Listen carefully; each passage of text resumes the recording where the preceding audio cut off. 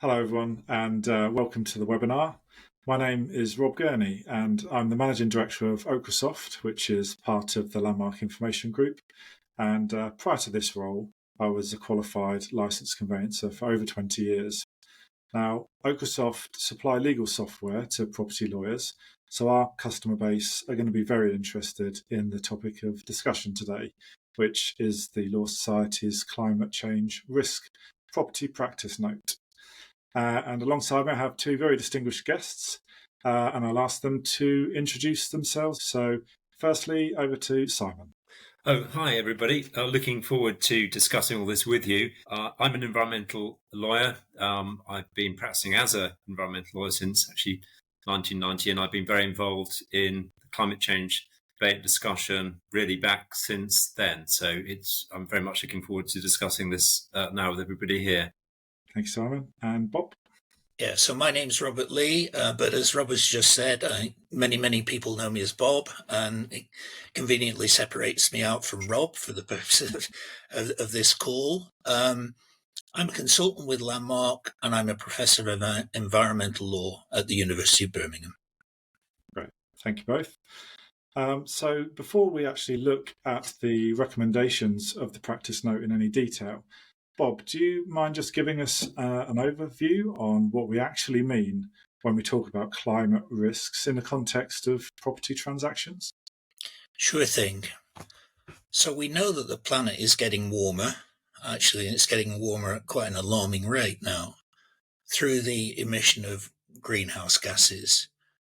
Unfortunately, that doesn't mean we'll have unremitting sunny weather. In fact, it means quite the opposite of that, really. It means that weather patterns will be very unpredictable and very often highly disruptive.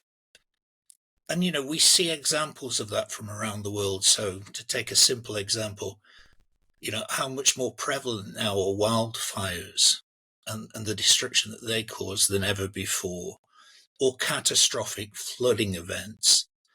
Now, both of those are prime examples of the first species of risk, which is physical risk. In other words, risk that there will be damage or harm to owned property, and hence the link with property law and conveyancing.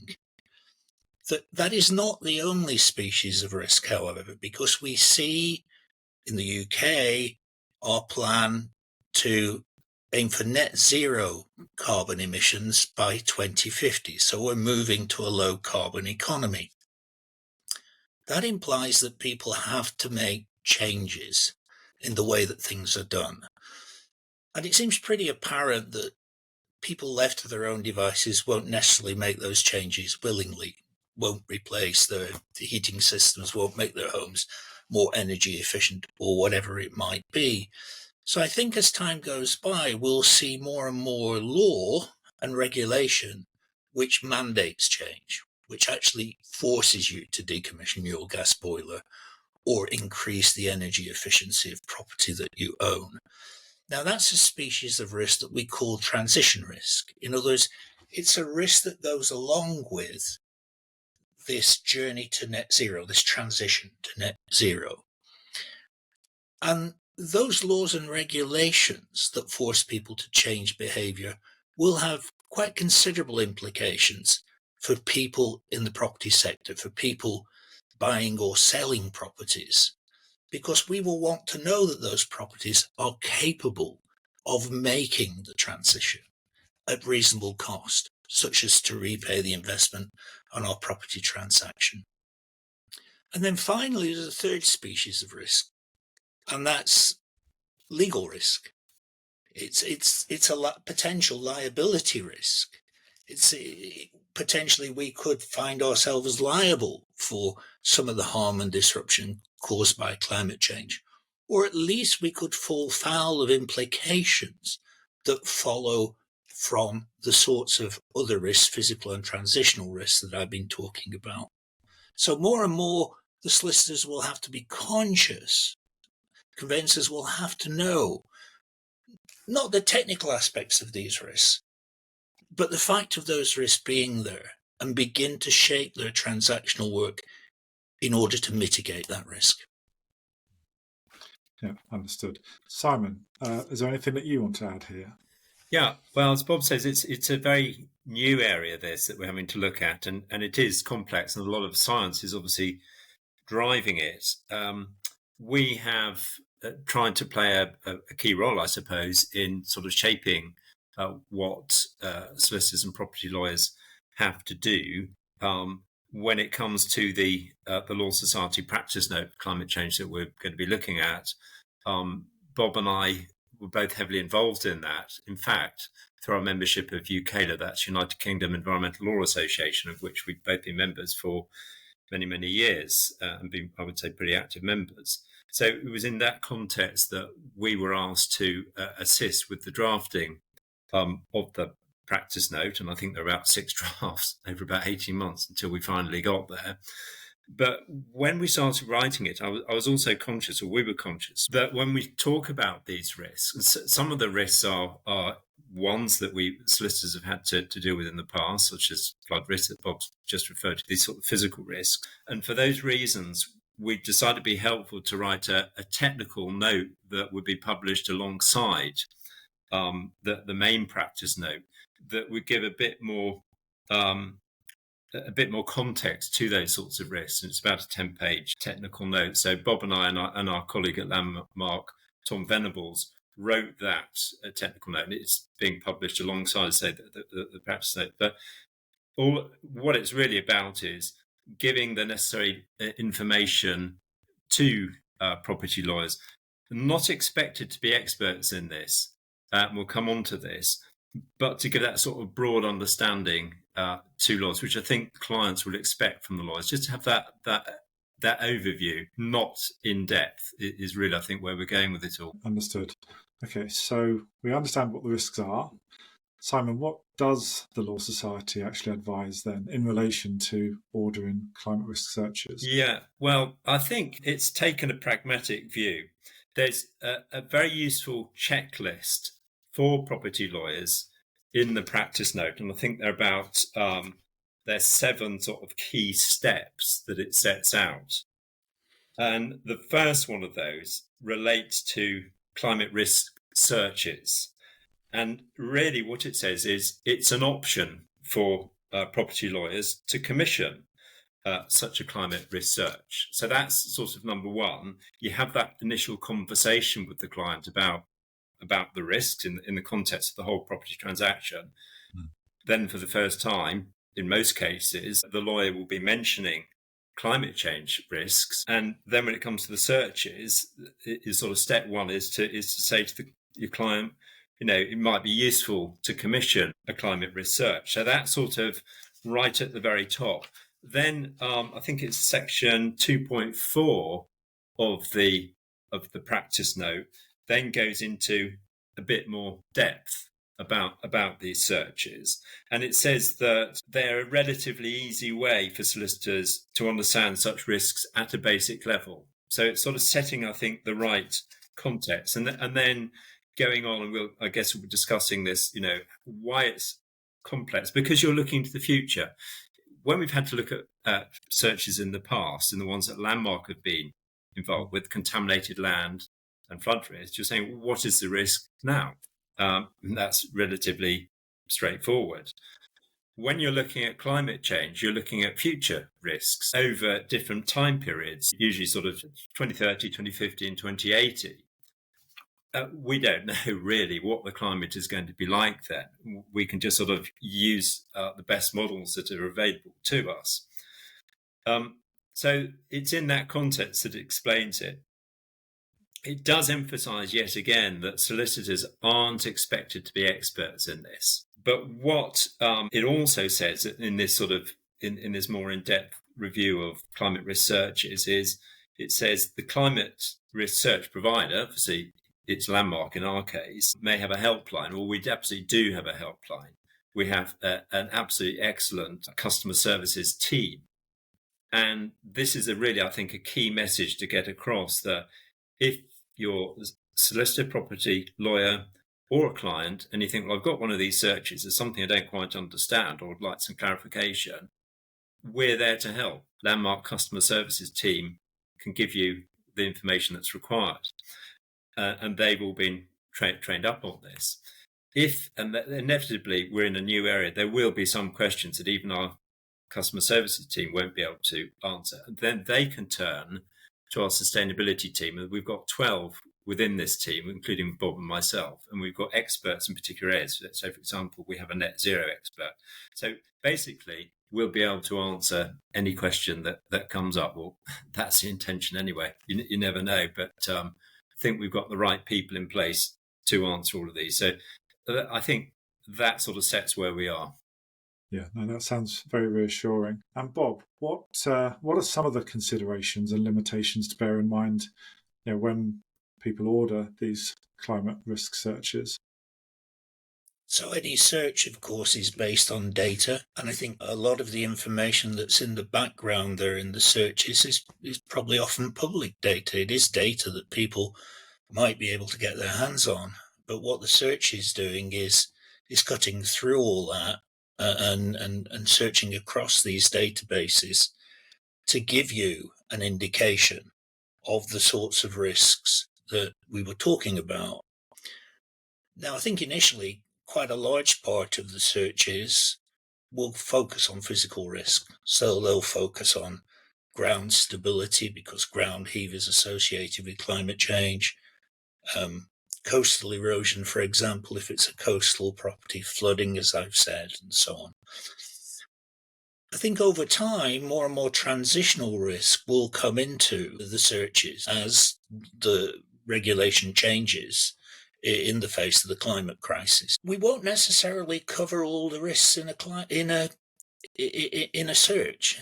That's one limitation. Inevitably, as Simon has really just indicated, our knowledge of where climate change will lead us is limited. But as Simon also said, we can model some of these things because how big and how catastrophic at times these risks become depend upon the intensity of global warming.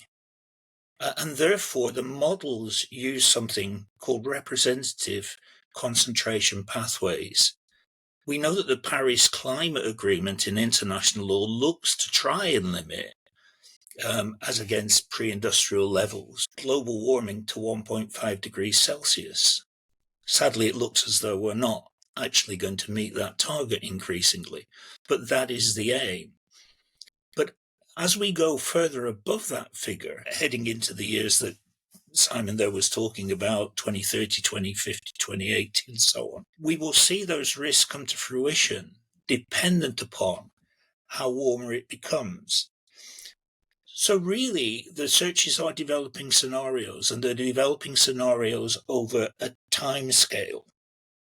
And those scenarios are, in a sense, the best we can do. They're never going to be perfect, but they will give an indication of that risk. Thank you, Bob. And Simon, something that Bob said earlier about legal risks. I imagine there's probably a lot of property lawyers tuned into the webinar today, a bit concerned about, what does all this mean for their professional indemnity cover? So are there any reassurances that you can give to property lawyers who might be worried about PI in relation to climate risk searches? Yeah, I think really when you read through the practice note, the best thing that a property lawyer can do in this context is discuss with the client initially so that they're making the client aware, if they're not already aware, of these risks, and suggesting that the climate search is commissioned, because without that, you just don't have the data, you don't have the information to work on. And once that, on the basis that the client is happy to do that, and I think in many cases it will just be a sort of standard search that's ordered automatically. I think that's probably how it will go. Once that report search is received by the lawyer, they need to look at it. Need to see what it says. Don't just send it straight on to the client without looking at it. And I'm sure almost everybody will probably look at it and just point out what it says. Have a quick look through. If, so for example, the flood risk is moderate at the moment, but is developing into high risk, say, by 2050, that's something that I think the client needs to know. So I think it's just being sensible about it. I don't think it's anything that solicitors need to be fearful of. In the terms of the way that lawyers work, it doesn't change anything. It's a risk, and lawyers are always looking at risks. The difference is it's over a sort of future period of time here. So I think it's just really common sense. Be aware of the Law Society practice notes, or read it through. Usually I think it will be the case that people do commission a search, but when you get that search, have a look at it and then advise the client accordingly. Bearing in mind, I think you don't want to sort of start, well, it's not normally advisable to start looking at, let's look at which RCPs work here. Let's really try to get a good technical understanding of flood risks or heat stress, whatever it might be. That's not the territory of property lawyers. That can be left to really the experts at Landmark. We can take care of that. Okay, so sticking with you, Simon, what are the expectations of them to assess the risks identified in the search result? Well, so I think it's really, it's a question of just when you get the search, read it through.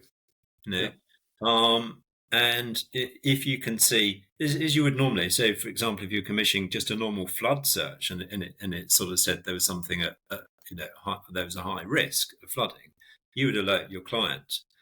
The only difference here is it may be the risks are low or moderate now, but developing into high risks, and I think that's when the client needs to know about that. So it's just pointing these things out to the client. So I don't think there should be anything sort of really scary about climate change searches and the way that they operate. And it's for lawyers to have that broad understanding of the risks, but not go into sort of into the technical detail. That's for the experts, and that's what we are at Landmark.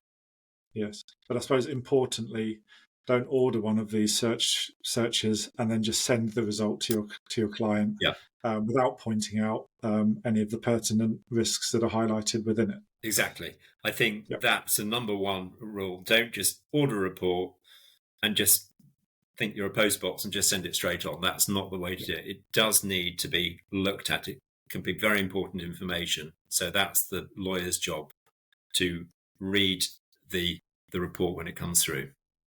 Yeah, understood. Bob, anything to add to this particular point? Well, just to largely endorse what Simon has said, really, it's not the lawyer's job to advise on the technical risk or the nature of those risks, but any client will sensibly expect that what the lawyer will do is look out for the legal implications that follow from that risk and offer fairly practical advice on how one might mitigate those legal risks or legal liabilities. The only thing I'd really add is that all of this is contextual in a couple of senses, really. I mean, first of all, your clients themselves will have very different risk appetites. You know, if you've got a trade client who's working in the energy sector all the time, they're going to be well aware of these risks, and they may take a much more robust attitude than a client who's, from a different sector or less aware of climate risk. And the second reason why it's contextual is, Simon was talking there about moving from low to moderate over time, the risk increasing over time. Just to take a simple example, if you've got a client involved in a property transaction and you're dealing with a relatively short lease, or that the client wants a very quick in and out of this property transaction and won't be there, in 2050, in fact, it probably won't be there in 5 years' time, then, your whole attitude to that risk then changes. So it's very... That's where the lawyer really comes in here. What the lawyer is really doing is taking the technical information that comes through the legal search and using that background contextual knowledge gained from client instruction to look then at legal consequences and advise accordingly. Yep, understood.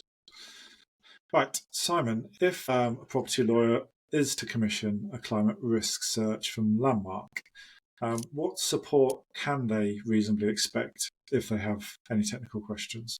Yeah. Well, first of all, to say that the actual search itself that Landmark produces are using the very best data that we can use, Met Office data and things like that. So that's a very good starting point. But inevitably, I think with such a new area, there are bound to be questions. We've talked about some of the sort of the new risks, just the physical risks, putting aside transition risks, such as heat stress, wildfires, water stress.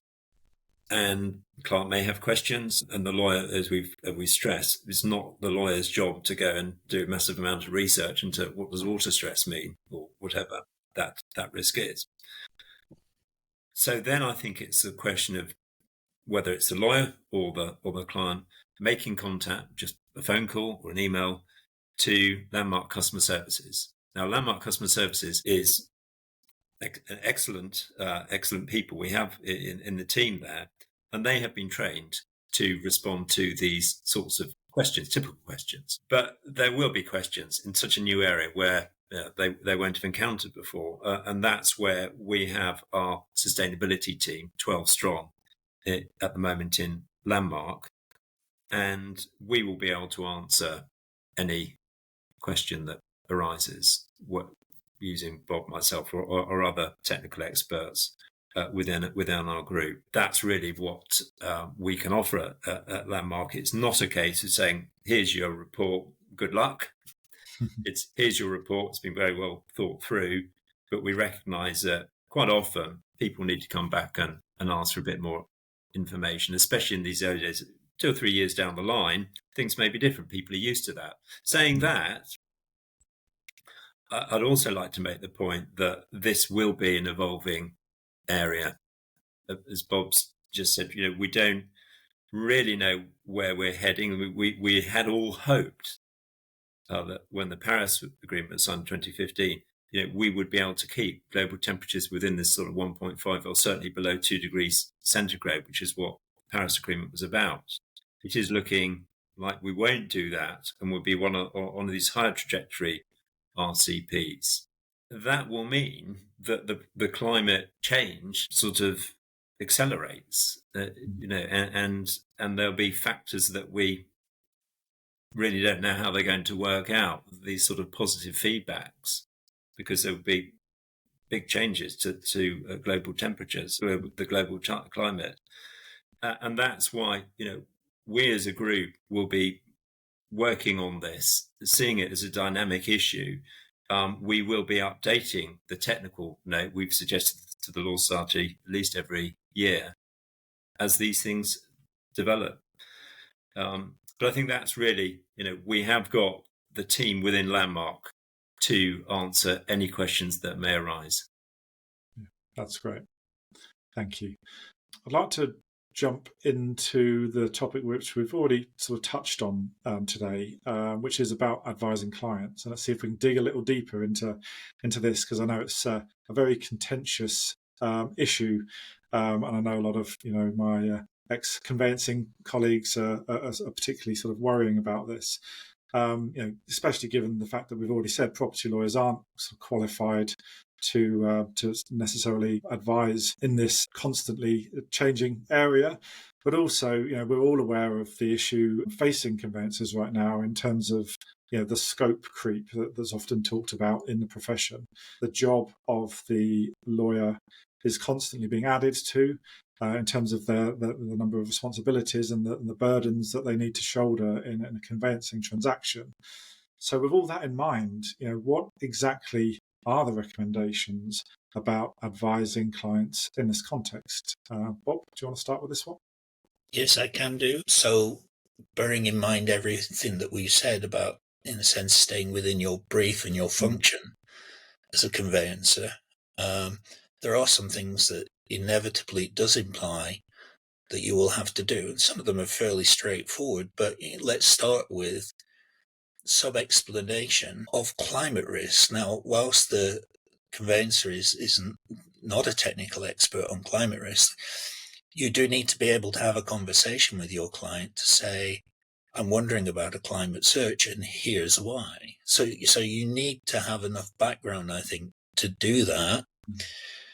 As I said earlier, the client stance then on that will be different one client to another. You may get a commercial client that says, I've got my own sustainability team, we're all over this, thank you very much, we'll sort it out. That's fine, and that in many ways is good. You've got fairly clear instructions there. I'd be documenting that reply, of course, but then I'd say, well, okay, that's absolutely fine. Where the client does, however, go for a climate search, I think we've gone over the ground in terms of what the conveyancer's role then is in reporting on those search findings. And as Simon said earlier, it's not then a technical investigation in any sense into what those findings mean. But it may be a referral on to somebody who does have that capacity. So, if we're talking about ground instability, you point out that this is a feature of the report.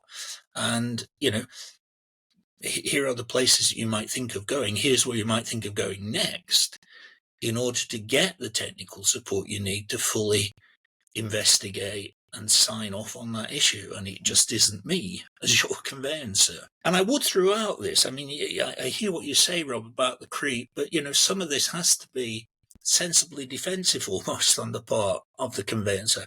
So I would be documenting advice and assistance over time.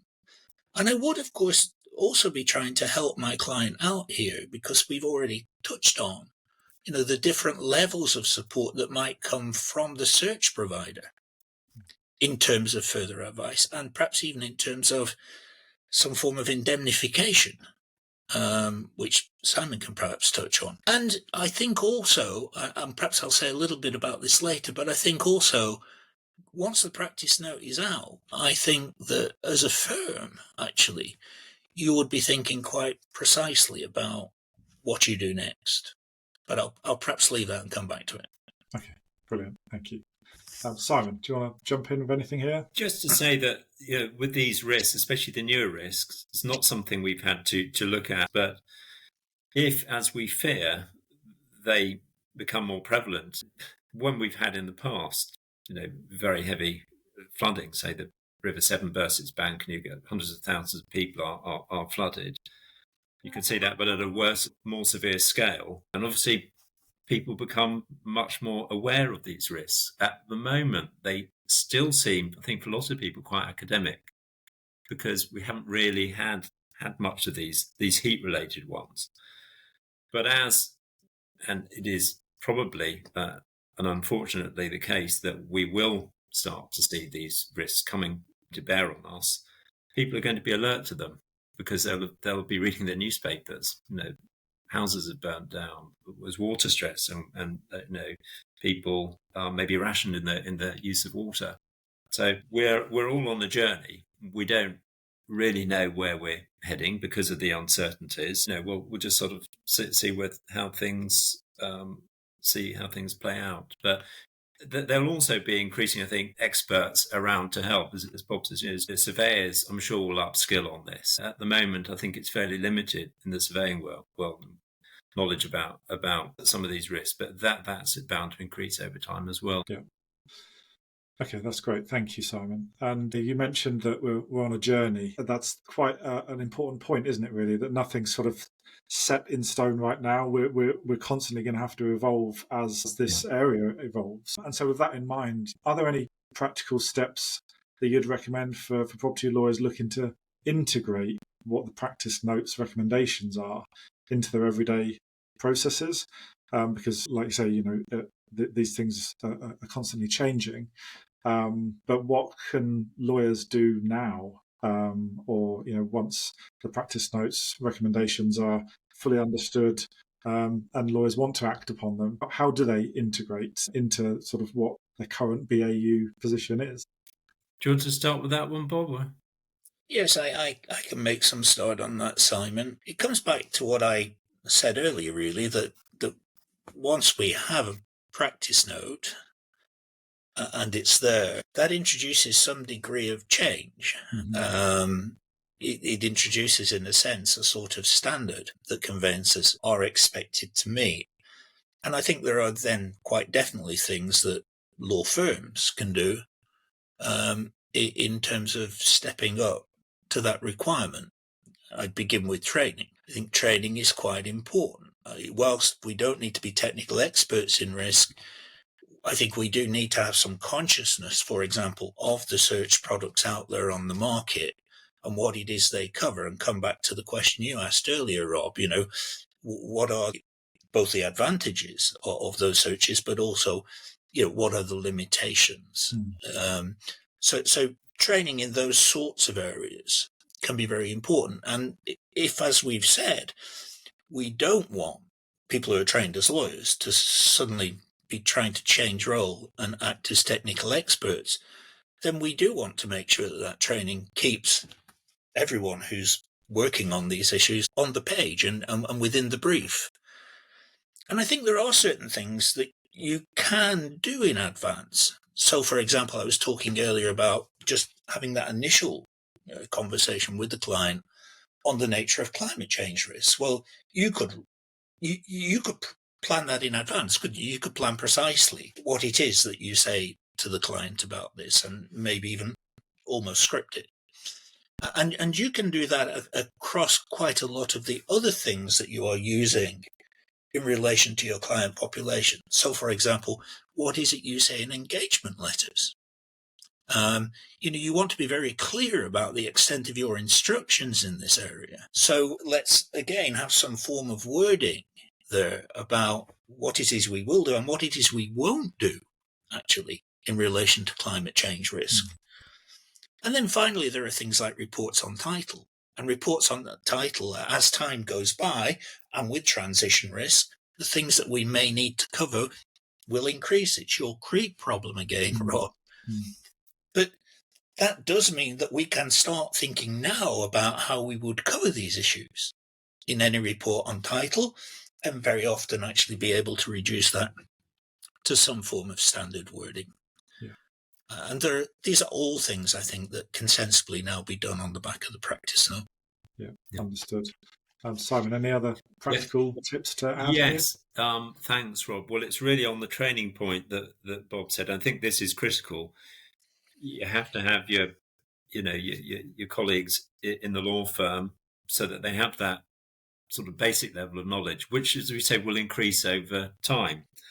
And at Landmark, we have put a lot of store in providing training materials. We've got kind of information notes that we have available for people, but we also have our Landmark Academy, which Bob is the chair of, and Bob has provided for the Academy a number of lectures, about 20 minutes each, on climate change. So we already have a huge amount of information on the Academy, which can be freely available for any Landmark users to go on and get that more in-depth understanding. And the other thing that we do is, and we like to do, is actually go and provide face-to-face training to law firms. We like that because it enables us to build the relationships with our clients, the law firms.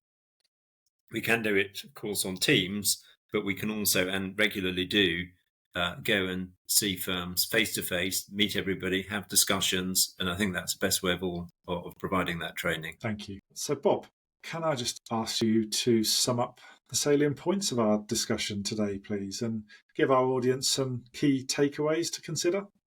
So I think that we have shown that there are risks attaching to climate change.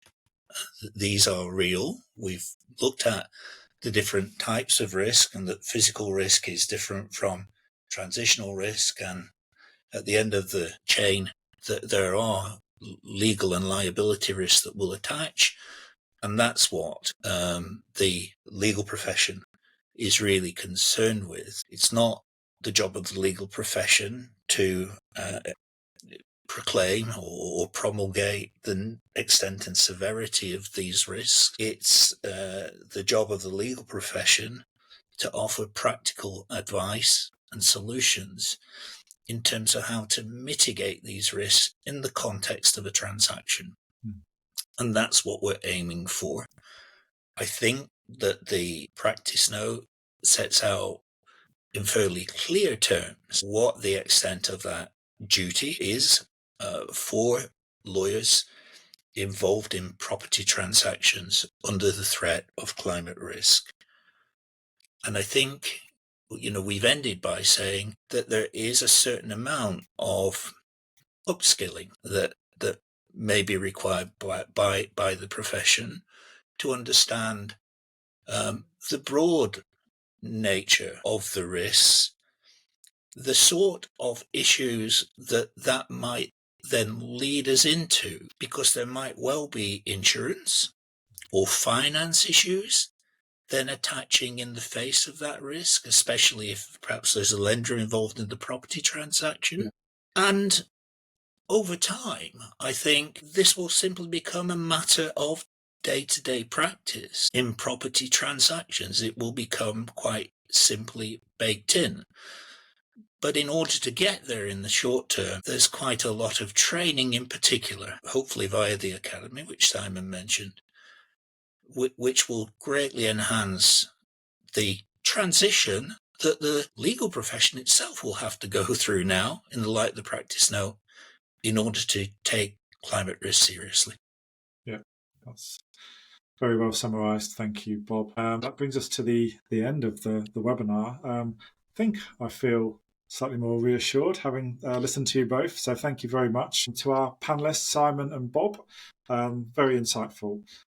So if you have any questions, or if you'd like to find out any more about Landmark's climate risk searches, please head to landmark.co.uk. Gentlemen, thank you very much. Thanks very much, Rob. Thank you.